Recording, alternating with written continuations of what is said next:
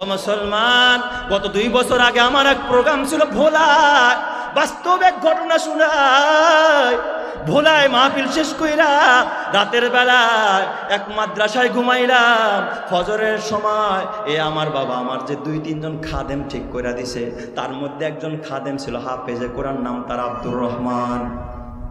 ফজরের পরে মসজিদে নামাজ শেষ করে আমি সূরা ইয়াসিন পড়তেছিলাম। এই দিক দিয়া ছেলেরা আমার জন্য কিছু নাস্তার ব্যবস্থা।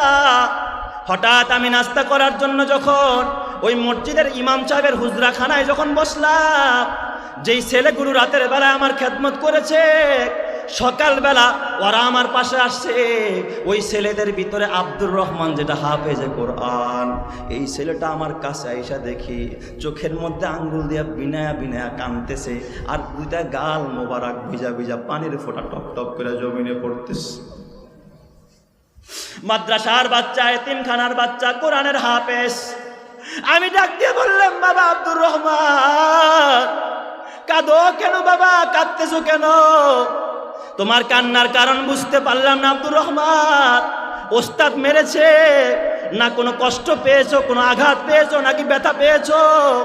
আব্দুর রহমান আমার ডাক দিয়ে কয়, ওস্তাদ, আমার আজ থেকে প্রায় 8 বছর আগে আমার বাবা নদীতে মাছ ধরতো।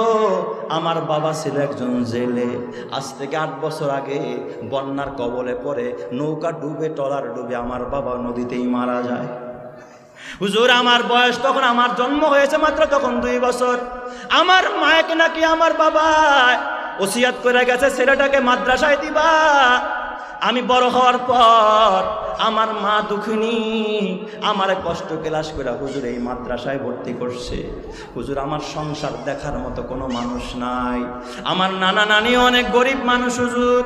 হুজুর, আমার মা ভিক্ষা কইরা কইরা মাদ্রাসার খরচ চালায়, বোর্ডিং এর খরচও দিতে পারে না। মাঝে মধ্যে মানুষের বাসায় কাজ করলে একটু খাবার দিলে আমার মা ওই খাবারটা বাটিতে করাই না মাদ্রাসায় আমারে খাওয়ায়া, তারপরে আমার মা বাসায় যায়, আমার মা না খায়া থাকে। হুজুর, আমার মায়ের কষ্ট আমি নিজের চোখে দেখেছি। কিন্তু যখন হুজুর আমি কায়দা আমপারা শেষ করলাম এই মাদ্রাসায়, এবার আমি কোরআন শরীফের সবক নিব।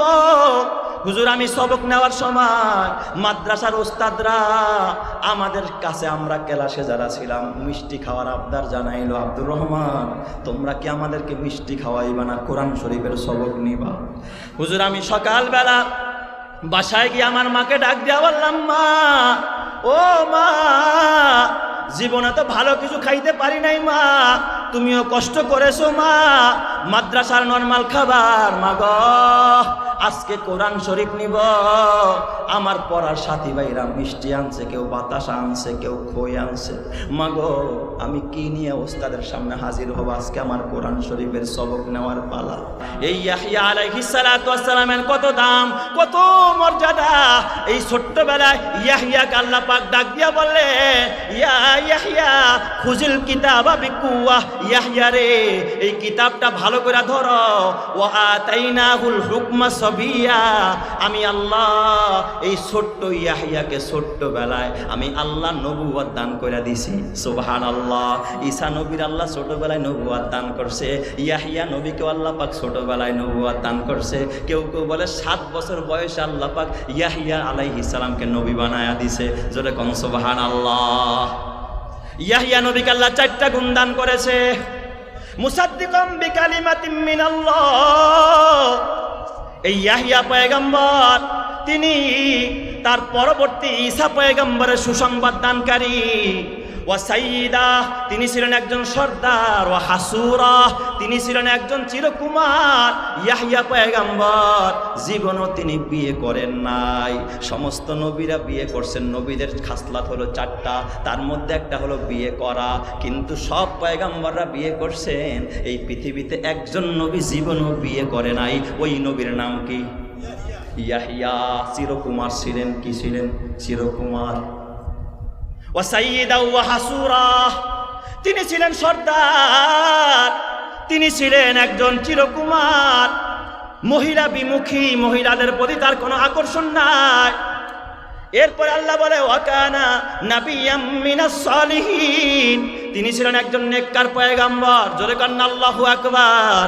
আর ওই যে শুরুতেই জাকারিয়া পয়গাম্বর আল্লাহর ডাক দিয়া বলছে, আল্লাহ ওয়াজআলহু রব্বি রাদিয়া, আল্লাহ তুমি তার প্রতি রাজি থাইকো। আল্লাহ কয় ওয়া হানানাম মিন লাদুন্না ওয়া যাকাতান, ও জাকারিয়া আমি ইয়াহইয়ারে আমার পক্ষ থেকে ওয়া হানানাম মিন লাদুন্না আমি অনেক কোমল হৃদয়ের বানায়া দিলাম। ইয়াহইয়া পয়গাম্বর কারো কষ্ট দুঃখ কোনোদিন সহ্য করতে পারতেন না। মানুষের বিপদ দেখলে ভেঙে পড়তেন, কান্না করা আরম্ভ করতেন। হযরতে ইয়াহইয়া কেমন জলিলতার পয়গাম্বর, এটা পয়গাম্বরই খাসলত। আলেম ওলামারাও কারো কষ্ট দেখতে পারে না, আলেমরাও দেখবেন জনগণের দুঃখে কাঁদে, দোয়া করে আল্লাহ ওর বিপদ দূর করে দাও, ওর বাবারে মাফ করে দাও। ওয়া হানানাম মিন লাদুন্না ওয়া যাকাতান, এবং আল্লাহ বলে আমি তার বানাইছি পবিত্র। ওয়া বাররাম বিওয়ালিদাইহি ওয়া লাম ইয়াজআলহু জাব্বারান শাকিয়া, আমি হযরতে ইয়াহইয়াকে পিতা মাতার বাধ্য গত গোলাম বানাইছি। তিনি মায়ের খেদমত করতেন, বাবার খেদমত করতেন। কোন পয়গাম্বর কোনোদিন পিতা মাতার অবাধ্য ছিল না। জোরে কোন সুবহানাল্লাহ। কেমন বাধ্যগত সন্তান হযরতে ইয়াহইয়া। একদিন তাফসীরের কিতাবে লেখে, তাফসীরে কুরতুবীর ভিতর আল্লামা কুরতুবী রাহমাতুল্লাহ আলাইহি লেখে, ইয়াহইয়া পয়গাম্বর একদিন তার মাও তারে খুঁজা পায় না, তার বাবাও তারে খুঁজা পায় না। ও মুসলমান, আমি শেষের দিকে চলে যাচ্ছি, খুব ভালো করে মনোযোগ দিয়ে কথাগুলো খেয়াল করেন। জাকারিয়া পয়গাম্বর ইয়াহইয়ারে পায় না, কোথায় গেল আমার ইয়াহইয়া? পুরো এলাকার ভিতরে খবর লাগায়, ও আমার উম্মতেরা, আমার কলিজার টুকরা, আমার কলিজা সিরাধন, এই খুনখুনা বুড়া বয়সে আল্লাহ সন্তান দান করছে, আমার ইয়াহইয়া কোথায়? আমার ইয়াহইয়ার কেন আমি খুঁজে পাই না? এক লোক দৌড়ায় এসে কও, আল্লাহর পয়গাম্বর আপনার ইয়াহইয়ারে দেখলাম একটা কবর খনন কইরা, আপনার ছোট্ট ইয়াহইয়া ওই কবরের ভিতরে সিজদায় পুরা পুরা কাঁদতে দেখেছি পয়গাম্বর। আপনার ইয়াহইয়া কবরের ভিতরে কাঁদতেছে। ও মুসলমান, সন্তান যদি আল্লাহর কাছে চাও, এমন সন্তান চাও যেই সন্তান তোমার জন্য হাত তুইলা রবের কাছে কাঁদবে, যেই সন্তান তোমার আমার কবরের পাশে দাঁড়ায়া দাঁড়ায়া কাঁদবে।